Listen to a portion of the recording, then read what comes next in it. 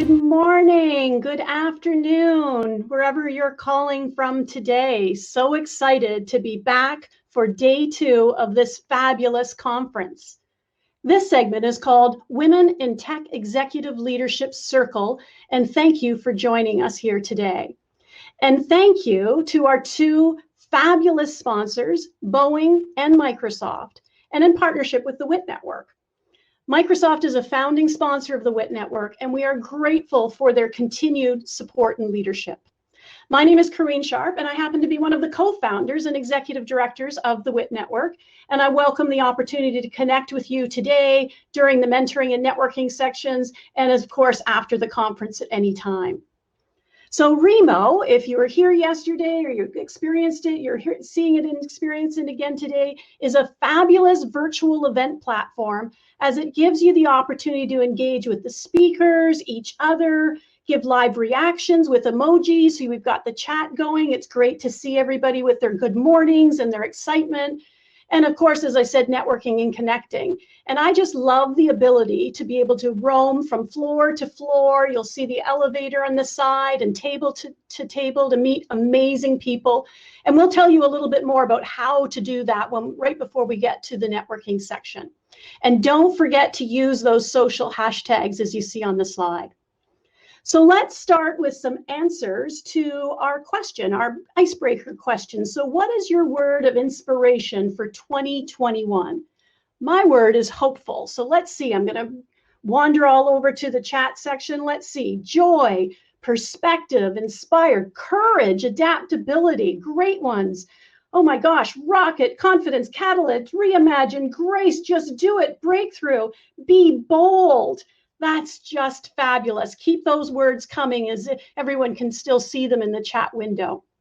So here is our agenda for today with an incredible keynote and panel of amazing speakers. And we'll have a small, we'll have a Q&A section after the panel, and then we'll have some group mentoring in the lounges before we break. And then you can continue on to another great conference session. So this session is about why are women still to this day struggling to reach the executive suite and be on boards of directors. The statistics are still staggering at these gaps. And now due to the pandemic, we're seeing so many women leaving the workforce, either through attrition or by choice. And we're hearing terms, and not terms of endearment, I might add, of the great female transition, or now we're hearing things like she-cession. It was announced that in December in the US, 160,000 women lost their jobs. That's just crazy. And in Canada, we had several women that are losing their jobs. And a Huffington Post title this month was Millennial Moms Are Driven to Their Breaking Point. And in Canada, the Globe and Mail reported a massive power gap of women and racialized people at the highest levels of decision-making in public sector workplaces. Are we still seeing the slides? Okay, we're still seeing the slides. I just wanted to check because I was hearing some knocking at my door there, and I just wanted to check. That's the love of technology. And in Canada, where I live, the Globe and Mail reported a massive power gap of women and racialized people at the highest levels of decision-making in public sector workplaces. So it goes without saying, so next slide, Raisa, that we need more women executives and leaders. And that is what we're going to talk about today. The theme for this year's International Women's Day, which happens on March 8th every year, where we celebrate amazing women around the world, is Choose to Challenge. And this is the pose that they're asking everybody to do and take their picture so that they can choose to challenge what's going on as it relates to gender equity. And it's been proven. Companies with women on boards in the C-suite and within the management realm have greater business results. But are companies really making this a business strategy with intention and focus? We often hear that the pipeline isn't strong enough, but who is accountable for building that pipeline? It's all of us. And this is where we can band together as a network to create those opportunities for women in leadership and on boards. So let me tell you a little bit about the WIC Network before I introduce our incredible keynote speaker. We're honored to be a partner with Women in Cloud, who focus on economic access for women entrepreneurs.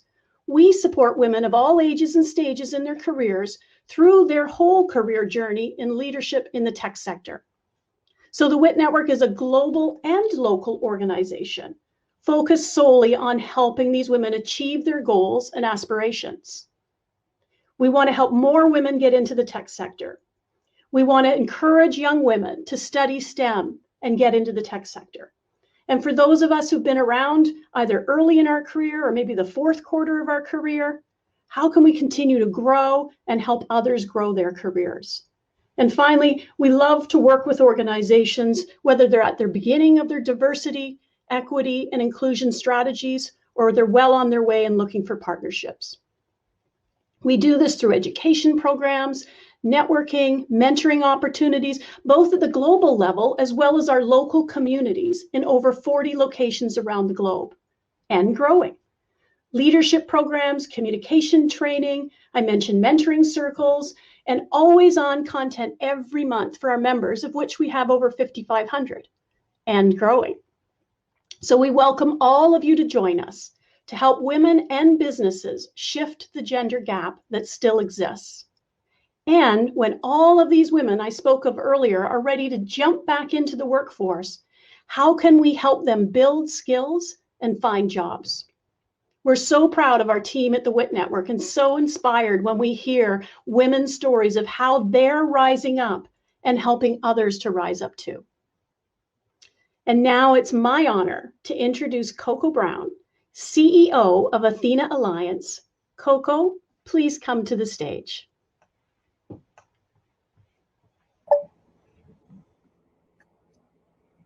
Good morning.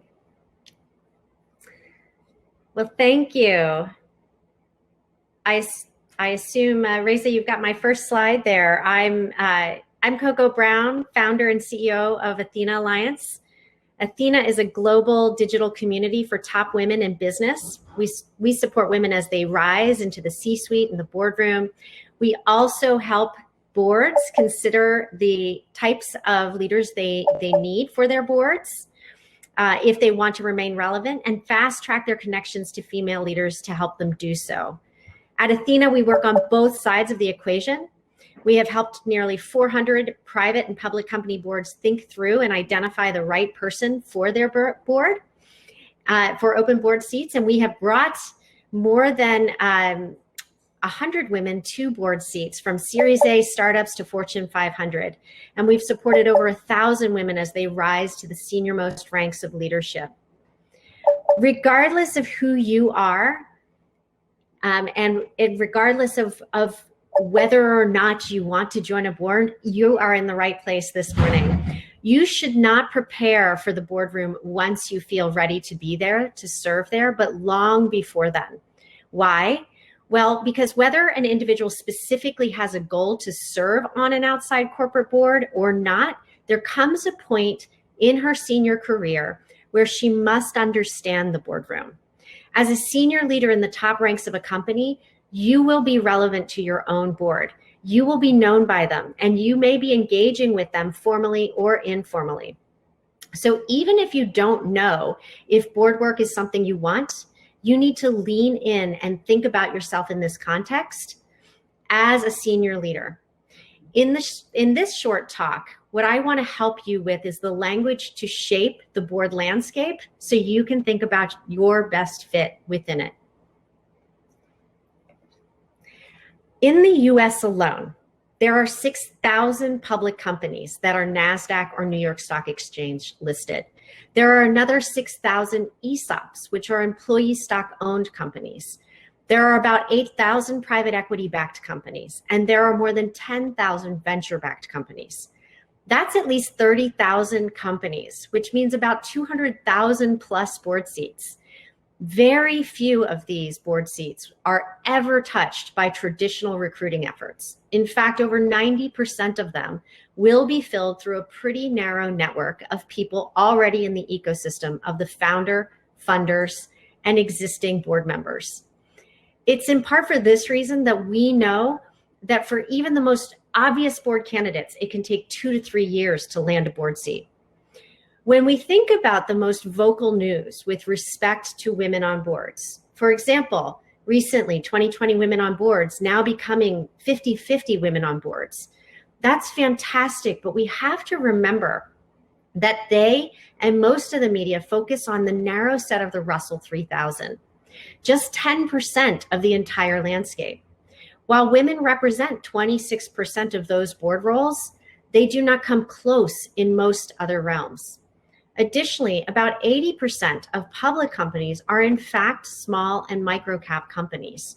This means they look more like venture-backed private companies than our traditional view of what a public company is. I have been talking to a lot of NASDAQ CEOs recently. Some of them have 5 to 10 million in revenue. They have less than 100 employees. And the conversations with these CEOs are much more like the ones I have with Series A and Series B venture-backed and later stage or growth stage startups.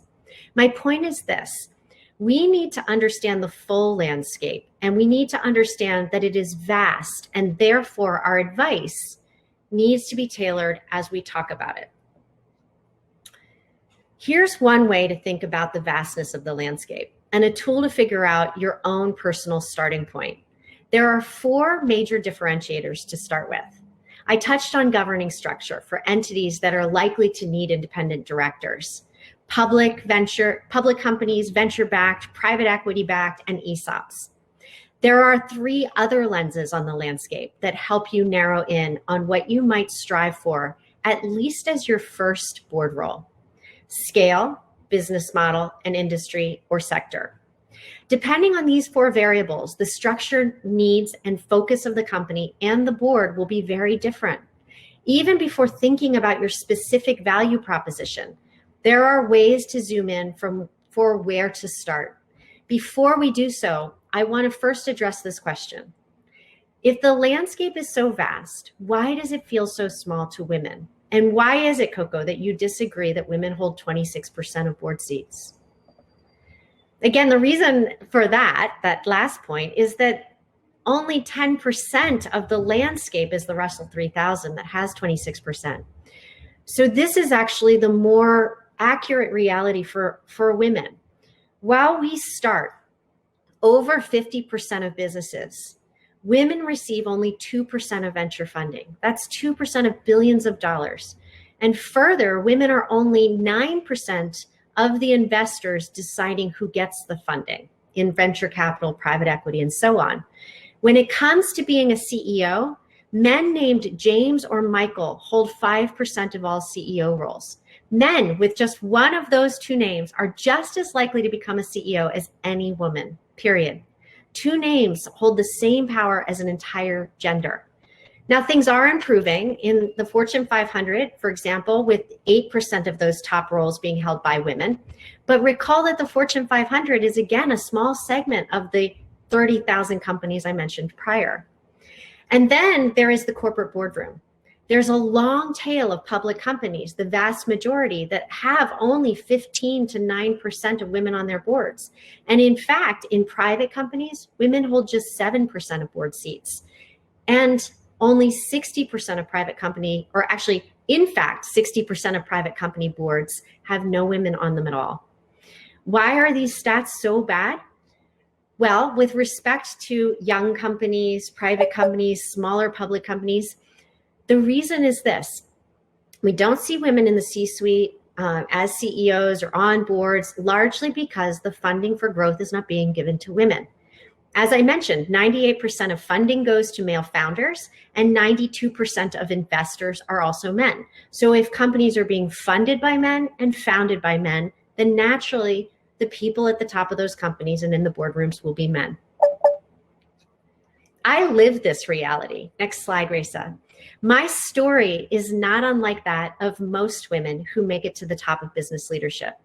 I spent the bulk of my career as a lone woman in a male-dominated field, technology. This is me at one of the last in-person conferences last year. For 17 years, I was with a deeply technical IT infrastructure professional services company. Today, that company, Taos, is a Gartner-recognized top 20 global cloud professional and managed services provider.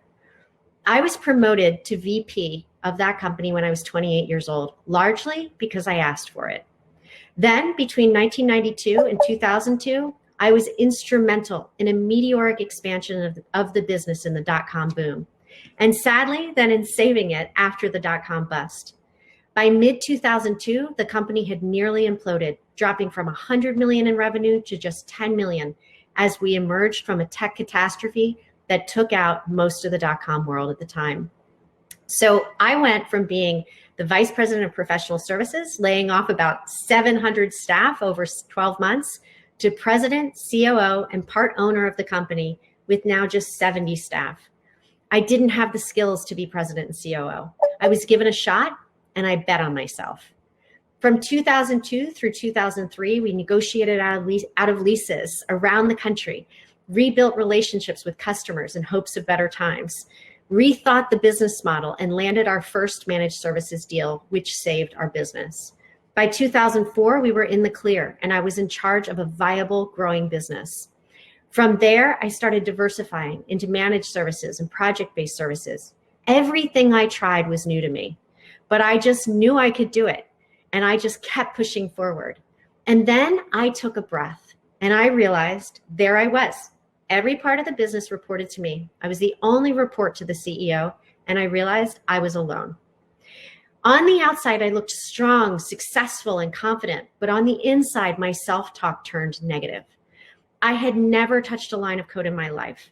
I was a psychology major. Nearly all of my customers, such as CIOs and VPs of infrastructure, were men. Nearly all of my delivery staff, sysadmins, network engineers, database administrators, and so on, were men. And in my early 30s, I looked like I was in my 20s. Despite my achievements, my self-talk, reinforcing the biases that truly were around me, started to get in my way. Battling back my fears of being an imposter, in 2005, I started to form my own board of advisors. It took the form of a dinner group first, with CIOs, that being my community at the time. CIOs including Jerry Martin-Flickinger, who's now the CTO of Starbucks. Tama Alver, now in her late 70s, but at the time CIO of Applera and formerly Quantum and Informix before that. Sunny Adzadeh, currently CIO of Global Logic. Jessica Denekor, currently on the boards of Iron Mountain and PG&E. Sharon Mandel, now the CIO of Juniper Networks. Gina Rehag, now a VP at AWS. Mercedes DeLuca, CIO of Pebble Beach, and Marty Minacho, now SVP at MindBody. This grew over the years, and by 2015, we welcomed any C-suite function and numbered 152. Next slide. Over the past 4 years, Athena has transformed from a high-touch coaching program to a fully digital community for CEOs, investors, founders, board directors, and women on the rise. The group of women who I held dinners with quarterly is now a global community of women. And now we get together weekly, virtually, same level of support, now digital, now global, and now much bigger. As small as the numbers of women at the top are, we collectively still amount to millions of women in the VP ranks and above globally. In fact, 622,000 women in the US alone in companies of over 500 employees are at the VP ranks and above. What Athena is doing is harnessing that network to ensure that women can take 6 degrees of separation to what they want and make it 1. So what do? 4 things. First, we are a vital network. We integrate industries, roles, geographies, ecosystems of community groups, etc., to bring women together into one powerful network where we can help each other gain anything we need: information, advice, introductions, etc. Think of us as LinkedIn, but exclusive and with warm introductions as opposed to cold outreaches. This is just a few of the women that are part of Athena. We number just shy of 1,000 now, 946 as of today. Some of these women you may recognize, like Tony Towns-Whitney, who is the president of regulated industries for Microsoft. Second, we offer dynamic and pragmatic learning. Remember I said you need to learn about this realm, whether you want to be there or not? We teach the hard skills needed in the C-suite and the boardroom, from compensation development to CEO evaluation to how to read a cap table to boardroom finances and so on. We have 2 to 3 live events a week that are recorded, edited, and then become a part of our library of hundreds of pieces of content developed almost entirely by very experienced female leaders and board directors. Third, we offer access to opportunities. Every opportunity that comes to us comes to our members so they can see patterns and lobby for their fit, whether our match percentages say they are a match or not. We also put our members in networks like Equilar, Diligent, New Role, the Board List, Him for Her. And we are recommenders for board roles to Deloitte, BDO, PwC, and others. Think of us as a Hollywood agent, helping to make sure you are seen in all the right places and helping you get auditions. And finally, women can add to their membership. They can choose to get coaching from us and or a brand package from Athena. One of our coaches is here, Chimin Bolin, as is Jenna Lang, if you know her. In this way, we help you figure out and how to position yourself for your best board matches or your best matches to your career moves. Recall I talked at the beginning about figuring out what your safeties, your matches, and your reaches are in that landscape of all of those board opportunities, that 30,000 companies. You need to figure out and zero in on where your fit is. We help you do that with your brand package and your positioning. Our model is proven, valued, and growing. That's all I have time for you for now, but I am thrilled to participate in the Q&A after the panel and in the Executive Leadership Power Circle sessions post after that, where 5 actually of our experienced board directors will also be there to help you think through and explore your path to the boardroom and to that realm of overarching stewardship of business in general. Thank you so much. That was fabulous, Coco. I can't believe there are more James and Michaels than women. So many thoughts and insights for us. The chat was going crazy while you were doing your session. So thank you very much and look forward to having you back for the Q&A session and of course during the mentoring. Likewise. So now I would like to bring Christine Bongard to the stage.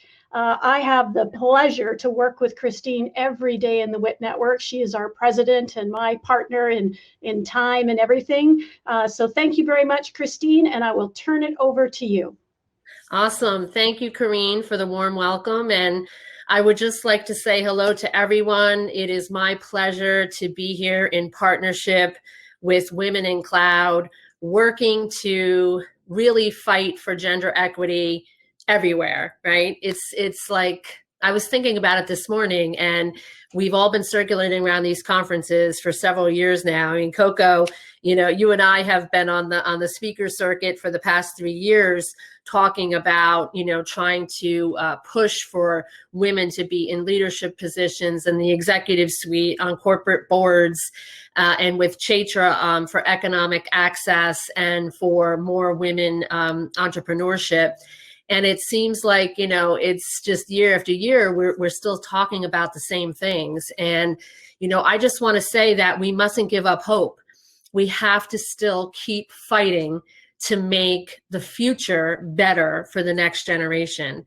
And so here we all are. I see lots of people putting things in the chat about, the power, the collective power of all of these communities. And I just feel overwhelmed with how all of the organizations, Athena Alliance and Women in Cloud and the WIC Network and others, and all these companies, all of your companies coming together, to band together and to make these changes. And so today we're here in this panel session to speak specifically about what we can all do to try to overcome the challenges that women face rising up into more leadership and executive positions.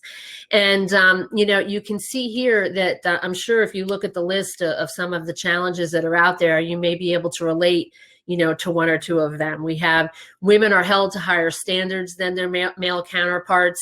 The research today still shows that women feel they have to work harder and they have to achieve more to get the same recognition as men for doing less. Many businesses are not ready to hire women for top positions. I often hear, or I see, read in articles, they say, well, we just have to wait for, generations to retire. We don't want to wait. Why do we have to wait?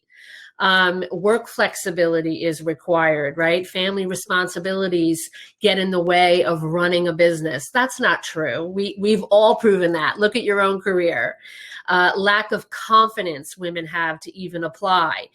That's something where, the WIC Network is really trying hard to provide training opportunities and coaching and mentoring for women to build up confidence in all levels of business. Lack of allies and a champion to help them navigate up. This is very true. We're trying to work with companies to say, please put formal mentorship programs in place. Please assign mentors and champions, to help women find the path up. Not being given the opportunity to show their ability to lead and take on larger roles. Again, the standards. There continues to be unconscious bias for women in leadership roles, right? We need to break that. We need to stop that. And women do not empower other women. Unfortunately, we still have some stories that exists, and we need to reach out and try to make change there. So without further ado, I want to ask my panelists, my esteemed colleagues and panelists, to put their cameras on, put their mics on, and we'll start with Cheeman. I'd love for everybody to just do a brief introduction, and then we'll get into the panel challenges. So Cheeman? Hi, thank you so much. It's my honor to speak with the fantastic women of WIC and Women in Cloud at this unbelievable conference. I'm looking at the remarks, and such fantastic women. My name is Cheeman Bolin, and I am CEO of Paradigm Partners, a global company that leads companies to increase valuation through cloud IT, business, and digital marketing consultancy, or interim CMO, CTO, and COO roles. Prior, I was vice president of IBM, running a multi-billion-dollar P&L business, which includes software, SaaS, cloud computing solutions. And I have served in various C-suite roles at various growth companies, including Chief Marketing Officer, Chief Revenue Officer, and interim CIO and CTO. On the board front, I'm currently serving on a public board, and the company is the leading IoT, artificial intelligence provider of safety solutions, as well as SaaS. And it was recently recognized as one of the top 500 fastest growing companies in North America. So I'm so happy to be elected to that board. And prior, I served on 4 public boards and 2 private company boards in the US, Canada, and Europe. Thank you so much for inviting me. Thank you, Cheeman. Laura, would you like to go? Yeah, can you guys hear me? Okay, great. I'm Laura Kamey. I'm really pleased to be here today and virtually meet all of you. I am the Chief Customer and Partner Officer at ServiceNow. ServiceNow is a enterprise software company, SaaS model that provides workflow technology to enterprises. So we just crossed the $100 billion market cap number in the past year. Before that, I was our Chief Strategy Officer, where I started in 2017, sort of really defining the strategy for the company, working with the board, the C-suite, et cetera. And then before that, I was a partner at Bain & Company, where I did all tech practice strategy, performance improvement, integration, M&A, all that kind of stuff for 17 years. I just joined my first board. It hasn't been announced publicly yet, so I guess I shouldn't say it. But it's a great pre-IPO. They're going to go out this summer. Tech company that I'm super excited about. So I guess there'll be a press release soon on that one. I'm a mom of 3 young kids. So I have a 10-year-old, an 8-year-old, and a 4-year-old, and I also have a husband who works full time. So I certainly have stories about that for those of you who are struggling with that kind of balance. So anyway, very happy to be here.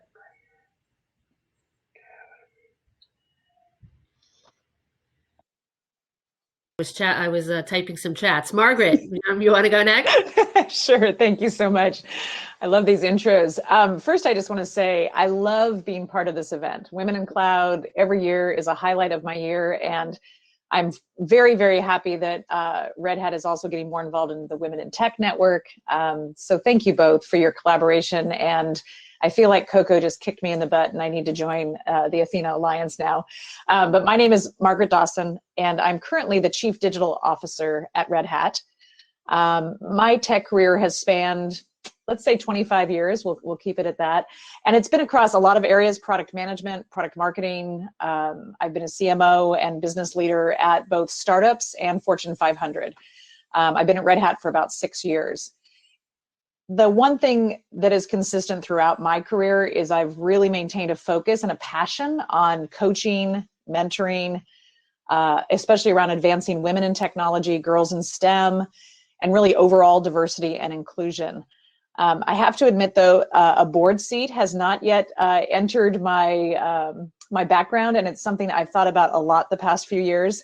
And if we have time, I'll tell a story with Coco about one interview I had with a woman who was trying to get more women on boards, and her advice was that we just needed to act and sound more like men in order to do that. So it'd be a great discussion to have. And I have 5 children, but they are all grown, and my husband is also in tech. All right, welcome, Margaret. Thank you. Brandon. Hi, everyone. I'm Brandon Lee. I'm the Consul General of Canada to the Pacific Northwest. And what that means is basically I'm Canada's ambassador to the region.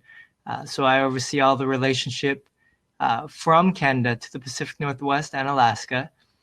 Before this, I was Canada's ambassador to Silicon Valley.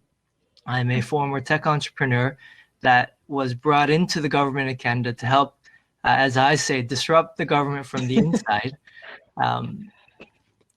And for myself, I'd like to actually begin with a Canadian acknowledgement, a land acknowledgement. I'm addressing all of you from the Indigenous unceded territories of the Duwamish and Suquamish territories. And in Canada, so of course this discussion is extremely important. We've been looking at gender equity issues for many years, and I think this conference is an example of how far we've come. But there in Canada, we look at something called DEI, diversity, equity, and inclusion. And for me, I think that is really the complete package of all the issues that we are looking at. So of course, racial diversity, gender equity, and inclusion for our LGBT and persons with disabilities. So I'll begin there. And for myself, because I'm appointed by the Prime Minister of Canada, so I represent him. So I apologize that Prime Minister Trudeau could not be here, and you have to settle for me. But one thing is, because of the conflict of interest, I can't sit currently on any boards, but I do advise many boards and many governments, municipal, provincial, state, and federal. And the business that we oversee here between Canada and the US is about $2 billion per day. So it's quite a lot of business and a lot of transactions that are happening. And I can't wait for the discussion. Thank you. All right, Brandon, we're happy you're here. Okay, last but not least, we'd like to welcome our dear friend Kelly Nagel with Jabra. Thank you so much, Christine, and thanks to this wonderful panel. For those of you who don't know me, my name is Kelly Nagel, and I'll start with this, the mother of a 19-year-old son, the wife of my husband of 27 years and a daughter. And I'm also the president of Jabra North America, co-founder of the Jabra Women's Network, and also one of the chapter leads for the WIC Network Buffalo. As you can tell, I have a lot of spare time on my hands. I'm sure you're laughing. For those of you who are not familiar with Jabra, we are a global leader in audio and video devices, using one of those today. We are part of the GN group, and we've been connecting the world through the power of sound for 150 years. Not many companies can say they've been around for that long. You may know us from our brands like Jabra and Blue Parrot on the consumer and the enterprise side, but you also might not know that we also have a medical side with hearing. So we help people with hearing loss with bell tone and resound hearing aids. So I've been in the tech industry for over 25 years. After starting my career in hotel restaurant management, I thought one day I would be the general manager of the Hyatt Grand Cypress, because that was the first really nice hotel that I stayed in. And I thought I would be the GM. Well, after a few years of working in hotels, I'm sure you know, it's not as glamorous as it looks. So I dove into tech with Ingram Micro, where I started my career. And then I've been with Jabra for the last 5 years. So I'm really passionate about mentoring and sponsoring women and getting them to the next level of their career. So thank you, Christine and the WIC Network, for the opportunity to be here today. Great. So somebody just posted in the chat and said, we're only on introductions and this has already been amazing. And I know, right? The panelists are fantastic. So let's dive right into some conversation, and we'll give each of you about 2 minutes to really talk about your insights on how we might overcome some of the challenges that women face today.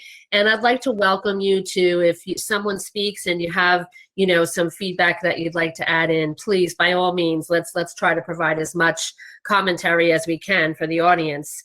So let's start with you, Brandon. I'd like you to talk a little bit about the challenge that businesses are really not ready to hire women for top positions. What do you think about that? Thank you very much, Christine. And if I could maybe have a running start, I think we're all on the same page on this. And for me, this is in a way the most challenging question, because it takes a village. It takes all of us. It takes networking. And so a few things that I thought to share, and I'll just put out there, is we're going to get there, but networking, mentorship, so everything that Coco said, and just joining as many groups as possible. Educate yourself, but then don't be afraid to ask the question. You know, for myself, I'm actually the first visible minority appointed by Canada as a head of mission in the US, to San Francisco and to Seattle here. So to ask, why are there not more people that look like me? Why, you know, for myself and my team, every event, every reception that we put on, when I meet with VIPs, I ask when I see the guest list, who is the most senior woman we can invite to this meeting? You know, we need more gender balance at this dinner. And just asking the questions consistently and constantly is very important. The final thing I thought is, let's not judge either. We need to bring on allies as much as we can, and everyone's own personal path. Everyone has a different story that they grew up with, their parents, their environment, their former colleagues. And so, you know, if we all come from a place that we are all learning, we all have unconscious biases. And so not to judge, and just to take people as far as they can take us. But then finally, we are in charge of our own careers. There is no one else that is going to do this for us. So we need to be tenacious and confident and put ourselves out there. Love it. And how you started off, I think, ties to the International Women's Day theme this year, which is the Choose to Challenge. I think, you know, that message is really getting out there, that we have to find a way to make our voices heard, that the status quo is not okay. So thank you for sharing that, Brandon. Our next challenge around workplace flexibility, and that family responsibilities do not leave time to run a business. I think we'll start with Kelly, since she started her introduction with her children and her husband and her family and the company and volunteer communities. So why don't you share with us why you think that's a myth and how we bust it? Yeah, I also have a puppy. I forgot to add that. I have an 11-week-old puppy, which I'm trying to think this. But I'll say, you know, I worked in an office for many years, for 19 years, and have been working remote for the last 7.5 of my career. And, you know, I have to say our companies really embrace the work from anywhere philosophy, and more than half of our associates never go to an office. And those who do work in a hybrid setting. I mean, obviously COVID changed all of that and everyone was forced to work from home, but we quickly realized that associates were struggling to balance work, home, and the remote learning and caring for aging parents and children. And we made sure that families came first and gave them the flexibility to help their children with virtual learning, balancing home demands. And work isn't really sitting in front of your computer from 9 to 5. That myth is gone. And really helping people to create flexible schedules and the balance. And even one of my global management team members, he's got 2 small children and his wife is a fashion designer. And he said, well, I work from 6 until 10, and then I'm with the kids, and my wife works these hours, and then I jump on later. It's not about, you have to realize that this new work and this new normal that we're living in, you have to be flexible and you have to support and let everyone just chip in the way that they can, and the work will get done, I promise. So I think it's being open to new ways of working. That's great. Before we go to Lara to answer that, Margaret, did you want to jump on that?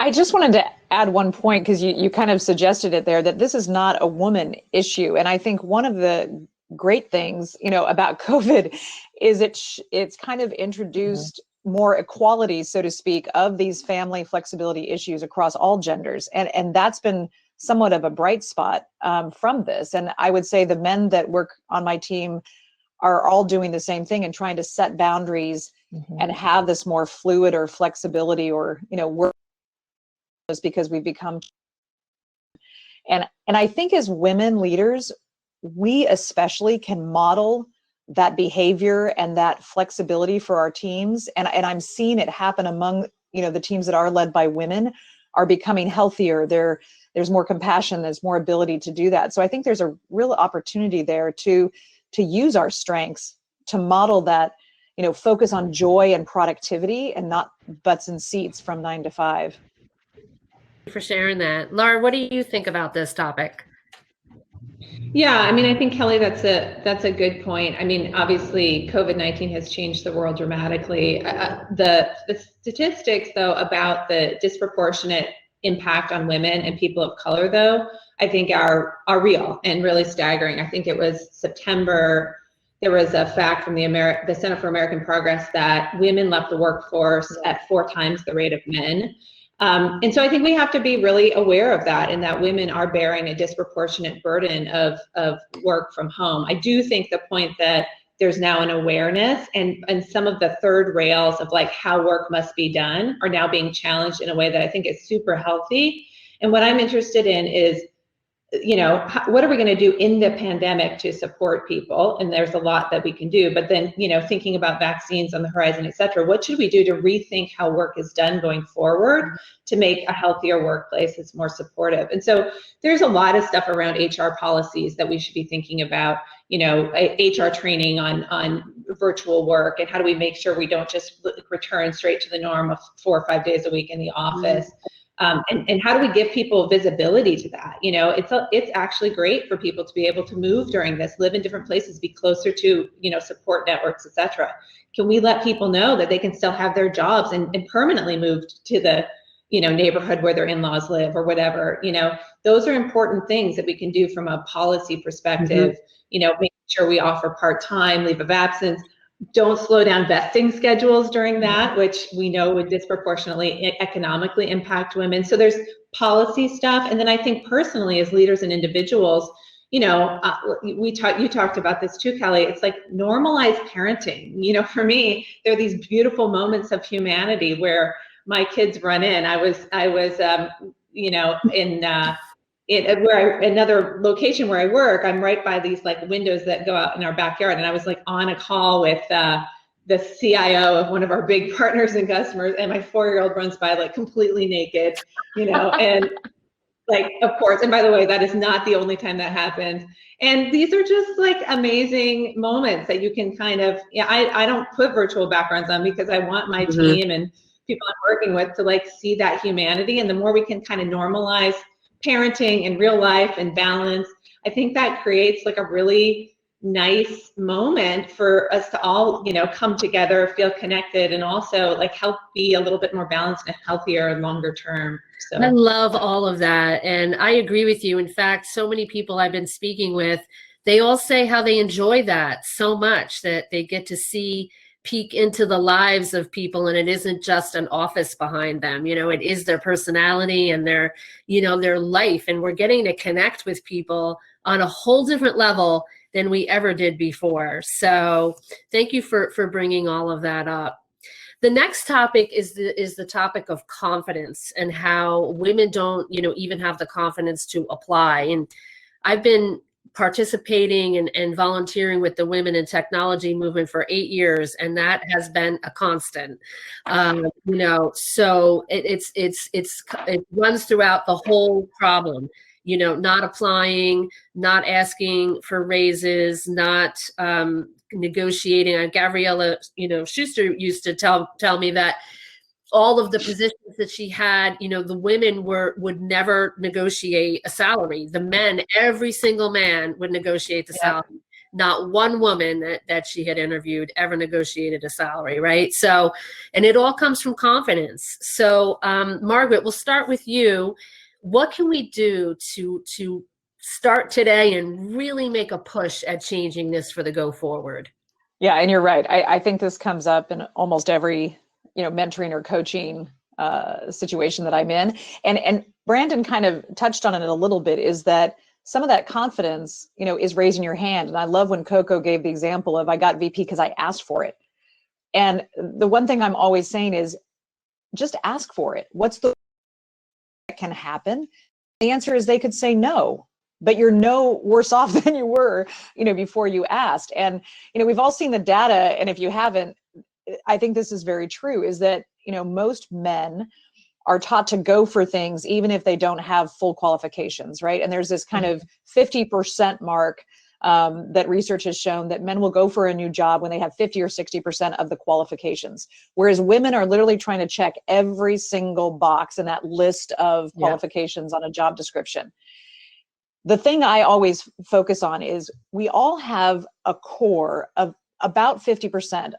The way we do things, our competencies, our knowledge, our way of working, that is enough, honestly, for almost any job. And that other 50%, you can learn. And so the thing I try to work with women and men that I'm coaching is, what is that 50%? And how can you really get grounded in that? So you have that confidence to know you're a great people manager. You are, you know, wonderful at working with customers. It doesn't matter what it is.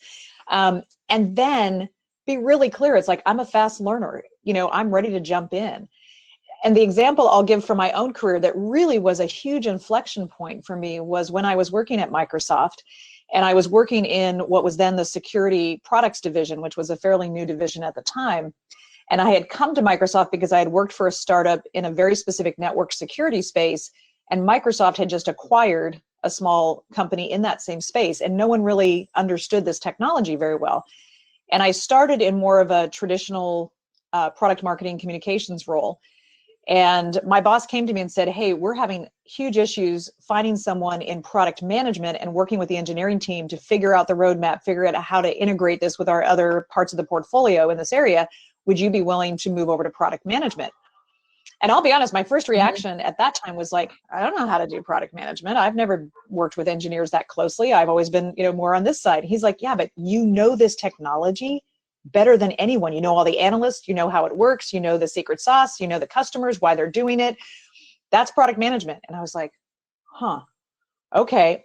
And the cool thing was, so I did it, I was terrified, but I found out actually going into that with that new perspective, but the foundation of what I knew made me very successful in that. And people never said, oh, well, you're not qualified for this. I never had anyone say that. So I think sometimes we need maybe someone to nudge us a little bit, but really focusing on what you bring that may be better, different, and that new perspective. And there are non-traditional paths to technical jobs all over the place. You don't have to have the computer science degree, as someone said earlier. So I think we all have to look for opportunities to help other women move into those positions that they may not raise their hand for, or if one opens up, encourage them to raise their hand and let them know that why would you want a job where you're 100% qualified? Right. That's more, that's the job you have now. Exactly. Right. Yeah. So. No, that's great. And I think that's where mentorship and having a mentor, Absolutely. having a coach, really comes into play and is critical for us. Kelly, Yep. what are your thoughts on this one? Well, I can tell you from where I am today that I wouldn't be in this position if someone didn't nudge me. I certainly would have never thought myself in this position today. And I, of course, thought, I'm going to be found out that I'm not qualified and I'm not the right person for the job. And I always tell people you need a sponsor and you need someone who sees more in you than you see in yourself. And surrounding yourself with an advisor, group of advisors that help you. And I've had some really amazing sponsors in my career. And one of them, Susan O'Sullivan, if you don't know her, she's the VP of Sales at Ingram Micro. She played a big part in my journey. And then my predecessor, Paul Hamnett, he pushed me into my next career step. And he said things to me, if not you, then who, Kelly? And I said, okay, you're right. It is me. And I took the step and I said, I'm going to probably swear holy blank when I got the job, and I buckled in. I told my husband, okay, I need your support, honey. You got to do the laundry now. I'm going to be traveling to Denmark. But I guess the point is you have to be bold. And I agree with Margaret. I have always asked, I've told people, I've walked up to people and say, I'm going to be your next sales director. I'm going to be your next VP. Yeah. And you own it and you say it and you're going to get there. So that's my advice. And what's the worst thing they say? No. Right. That's right. I love it. Just ask. Yeah. All right, great. Well, we have 14 minutes left, so we're going to keep moving. This is great conversation. I love it. And actually, our next topic ties to what we were just talking about, and that is the lack of allies and a champion to help them navigate. So what is some advice that you would give? Cheeman, we'll start with you. What is some advice that you would give to women for, how to find somebody to be an ally or a champion for you? Well, a couple of comments. Navigating to the top of the executive ranks to be a C-suite officer is not easy. Mm-hmm. To me, it's beyond mentoring, because your success is going to be determined by a lot of different factors. So we need to think about it, and we talked about it a little bit earlier. I think there's an opportunity for a lot of us women to rise up. We have a lot of transferable skills. We have the technical skills, but also us as women, we have a lot of soft skills. And as you rise up, the soft skills, how you lead your team, how you develop a culture, becomes even more important. So in my opinion, and if I look at my past career, you need to have a champion as well as a network of advocates.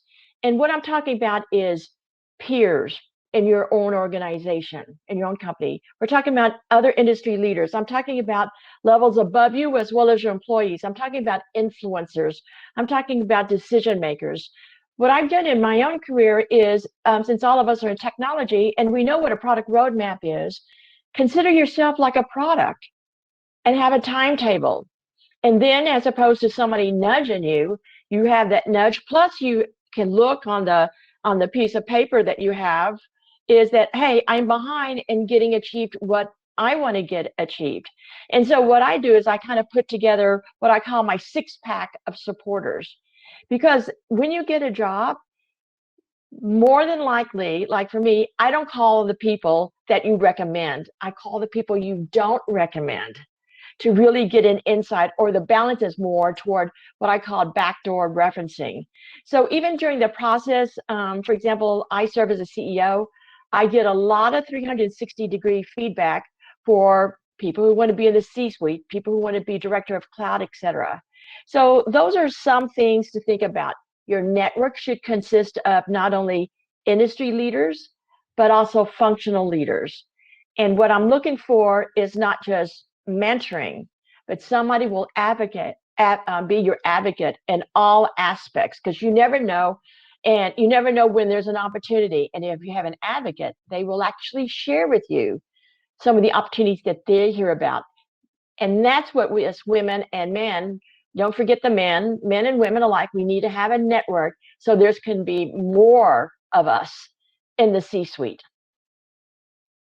Thank you. Laura, anything you want to add to that? I mean, I think she hit it. In the interest of time, I think that's super important. The fact that it's well beyond mentorship, I think is the key takeaway here, and that you have to actively ask for it and cultivate it. So I don't want to repeat anything.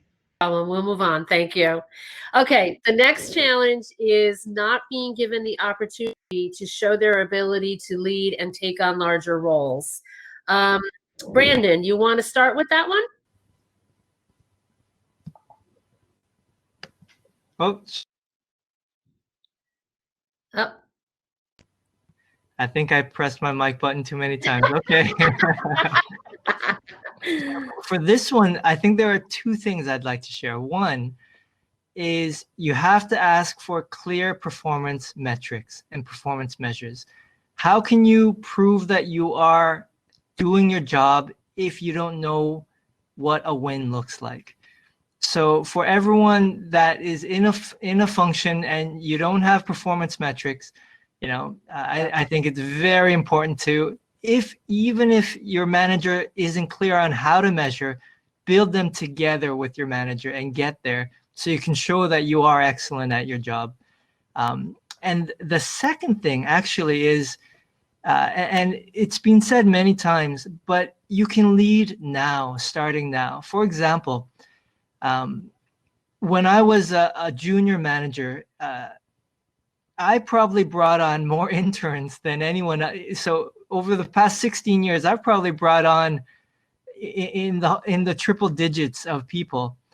And even then, I've always made sure that it was as diverse a group of interns as possible. And now within the Canadian Foreign Ministry, I can say there's a whole cadre of diplomats, junior, mid, and senior level diplomats that I brought on. And so you don't have to wait until you're a C-suite to start implementing some of your vision. And also encouraging human resources to put into your job posters. We encourage women and people of color, Black and Indigenous colleagues, people with disabilities to apply. This goes a long way, I think. And even having that conversation with your HR counterparts helps change the entire organization as well. Great, thank you. Chimin, anything to add to that? Yeah, just a quick comment. I think it's very important when we want to rise to the top is make sure there's visibility in regards to our performance. I remember when I was working at two of the top Fortune companies, somebody said, okay, you need to go from director to senior director and keep on going and then vice president. I said, oh my gosh, by that time I'm going to be, I'm going to be 40 years old. I can't wait for that. And so therefore what I did is I figured out, because I look at how did the other guys get it? And they're only 34. Right. And then I said, oh, gosh, I'll be 44 or 42. And so what I did is I actually did a pivot.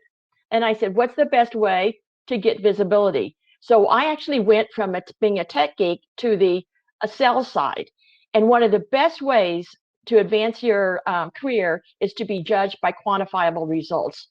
I remember the way I shifted from director all the way to a VP of a top Fortune company is when they showed this chart by region and by geography of all the sales results, the revenue, the profit, et cetera, without our names. And there were some new managers in there. And then I was able to skip it because what they're looking for is somebody who can deliver. And when the numbers don't lie, you stand on your own merits. How fast you launch the product with no defects, what kind of annual recurring revenue for a SaaS model. So those are the kind of things we need to think about. We do not need to be sequential, director to senior director to senior director, etc. Because by that time we won't be on this earth anymore. So let's think about it. What are the best ways? Put together a game plan to get visibility around our performance. So not only you know about it, and your husband, your kids are proud about it, other people in the organization, your company, and the industry can see it and grab you. It's better to be recruited as opposed to knocking on a bunch of doors, ladies. Yeah, I mean, think between what you and Brandon both said, it's about ownership, right? And we all need to own our outcome for that. Yep. So I love it. I love it. Okay, two more left. Unconscious bias for women in leadership roles. Laura, what are your thoughts on that? Well, maybe it doesn't stop even when you're in the C-suite. So let me start with a story. I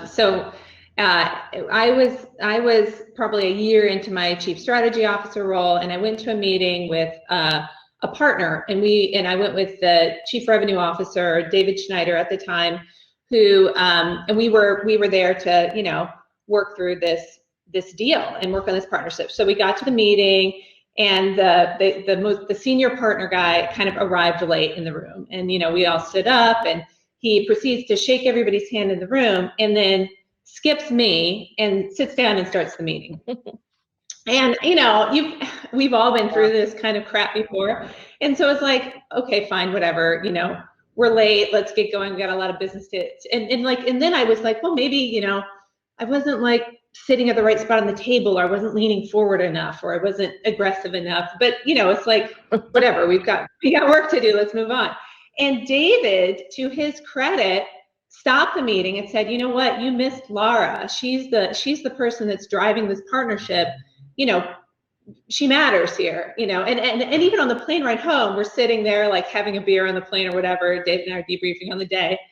And he brought it up again, was like, I'm so sorry that happened to you. That really sucks.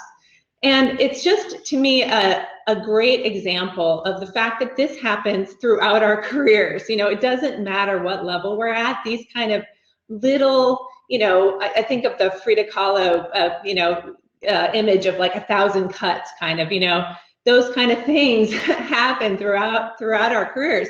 And that's why it's so critical to understand how these microaggressions and unconscious bias happen. And David had educated himself on that, but I think it's so critical that we're all educated on that we encourage our colleagues and our companies to educate folks on it, and that we're willing to call it out like David did, gently, in a meeting, not in a aggressive way, but in a way that sort of recognizes it. Hey, Margaret just made that point.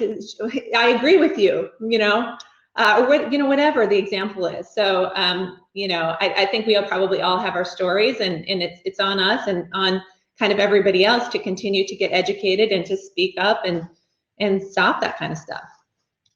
Thank you for sharing. That's great. Brandon, what are your thoughts on that, and maybe even from a larger diversity perspective?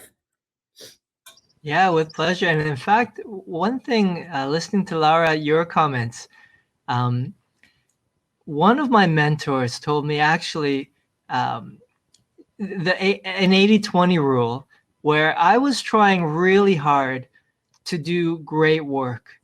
And he actually said, you're spending 100% of your time performing and doing great work. But he actually said 80-20, and spend 20% of your time letting senior management and others know of the great work you're doing. Because if you're just doing great work by yourself and nobody knows about it, then actually you won't get the recognition you need. So I think that's something that came to mind as I was listening to Laura, and I've put that into practice, and I think really it made a big difference in my career path, I can say. And then, Laura said it exactly right. I won't go further because I want to preserve our time together. But really, for me, this unconscious bias is to come from a position of humility and realize we all have unconscious bias, and we all have to work on things together. So, it kind of takes away a bit of the judgment of, but this person and he said that or she said that, out of it a little bit. Great, thank you. Okay, so we're at time for our panel. We had one more challenge to cover, which is the idea that women do not empower other women. But we're going to Q&A. So while Corrine starts to pull together some of those questions, I'll let Margaret just quickly cover that challenge and talk about what her advice is on that. Yeah, this is one so near and dear to my heart. And I think a word that we need to put here is intentional.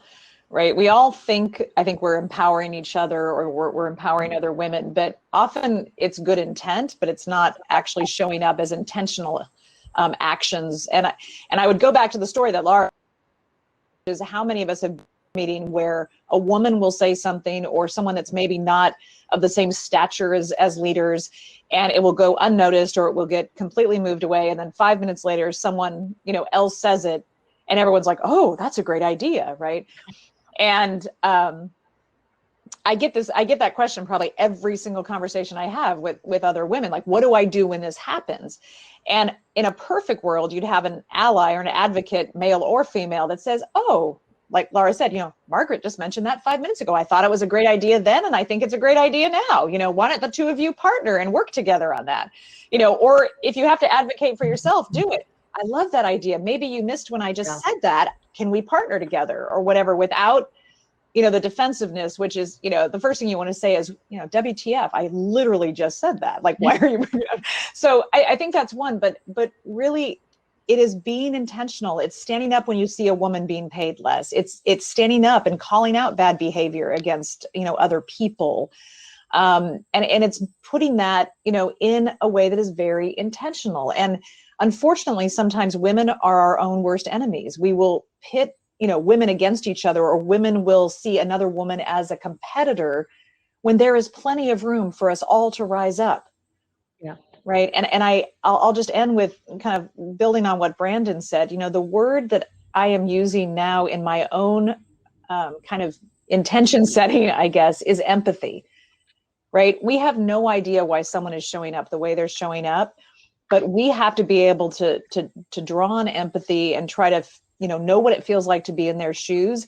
And if you see someone's upset, instead of going to your immediate thought of like, why is she acting like such a whatever, why not saying, hey, it seems like you're upset. Can I help you with anything, or, what's going on, and just moving the conversation from your assumptions and your unconscious biases, as Brandon said, and really doubling down on empathy. I love that, Margaret. And you know what? This is a photo moment that all of us should raise our hand and say, choose to challenge. Let's do that. Let's get a photo here, team. Shimin.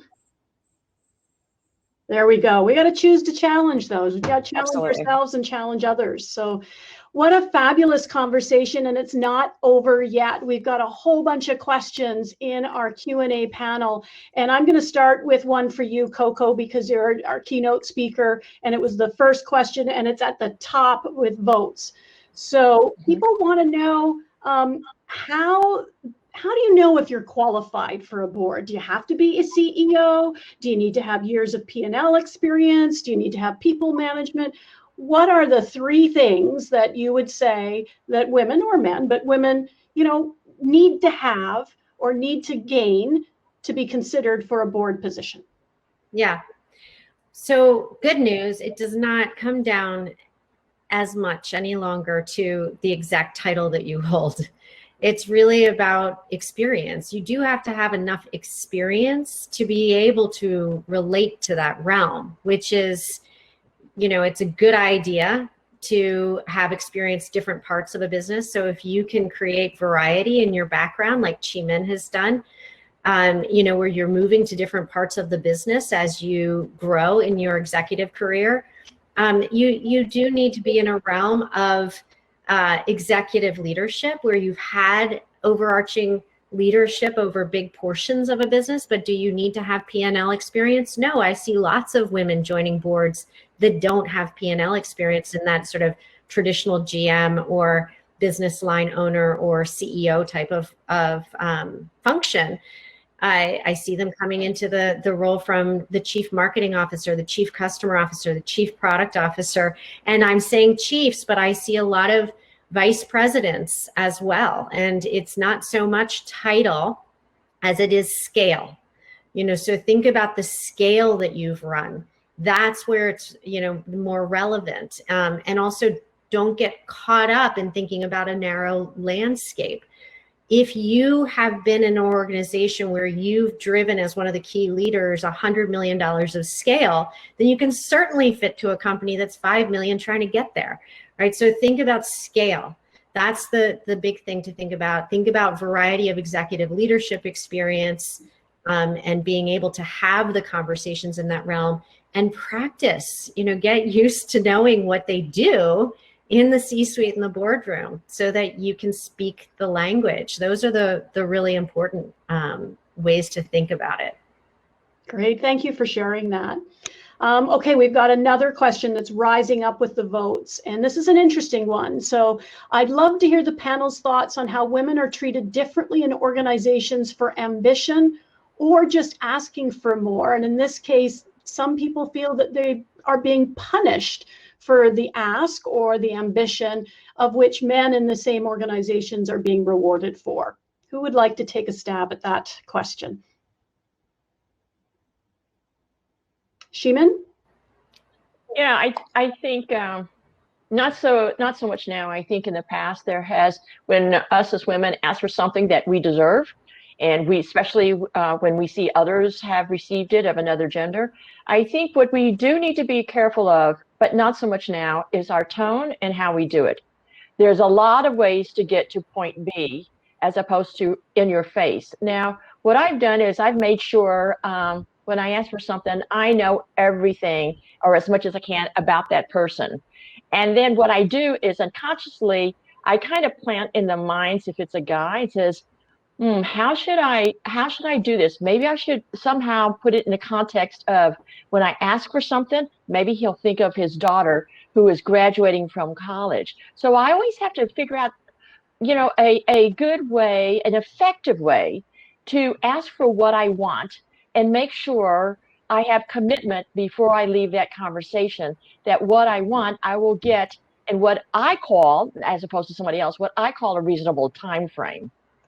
And we're not getting any younger, so maybe for all of us, our reasonable time frame should be more aggressive. We should seize opportunities, not just wait for them to come by. Thank you very much. We've got so many questions and we're running out of time.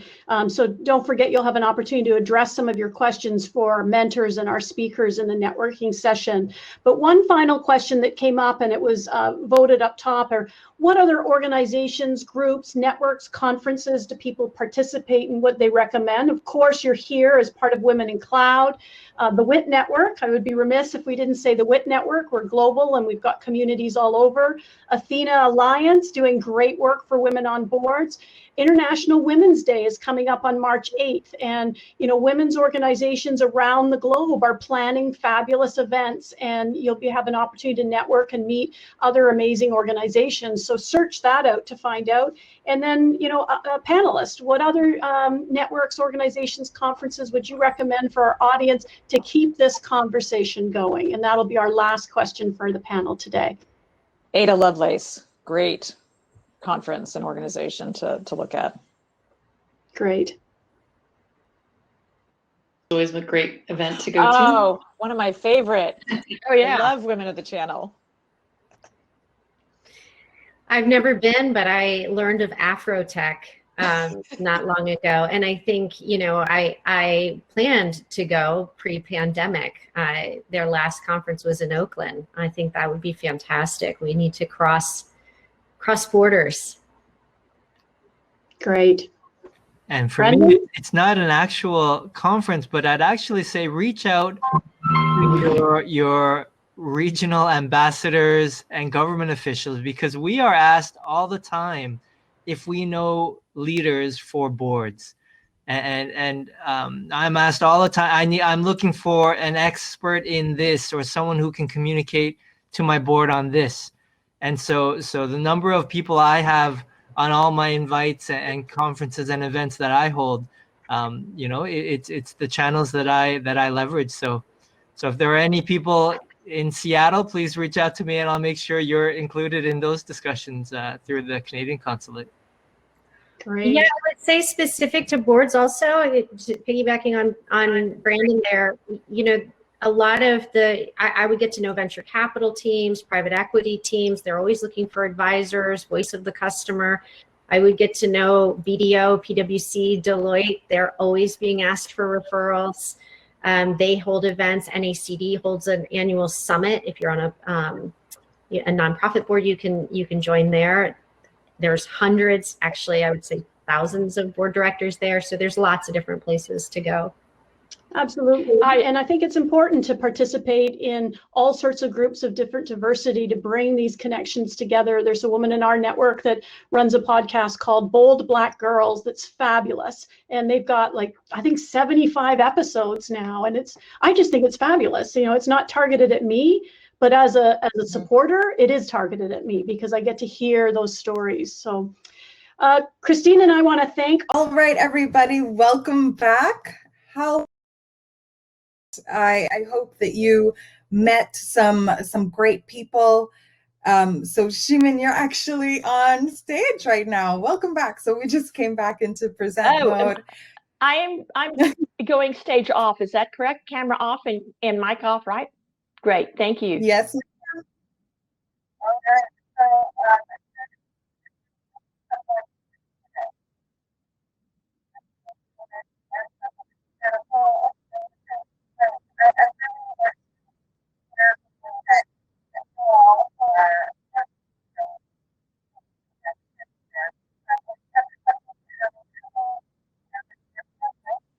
Turning off my mic. Yeah, Ray, so there just seems to be a challenge with your mic. You might want to start that again. Sure. How is it now? Is that better? Great. Okay, good. Thank you so much. And thanks for letting me know. Again, these technical things that happen every once in a while, but we always get through it. So I'm going to share just a few things with you as we conclude today. Again, we really enjoyed having you all of you here. And I wanted to just share with you, if you didn't get the chance to meet with someone that you were really looking forward to meeting today, we do have a tool that we've developed called Get Introduced. And that's where you can connect with cloud leaders, decision makers, influencers, and really request a warm introduction with them and connect with them on LinkedIn. So don't be shy. You can access that page. I've just posted the link in the chat. And then also, if you learned something today or have some insights and feedback about your experience at the summit and the different sessions, and you want to say thank you to the speakers for what you've learned, or say hi to some of the folks that you've met, we have a kudo board, which is a great hub. It's like a virtual greeting card of sorts that gets passed around and signed. So we encourage you to go there to use this digital hub of appreciation. You can use all sorts of fun things there, like text, images, GIFs, and video.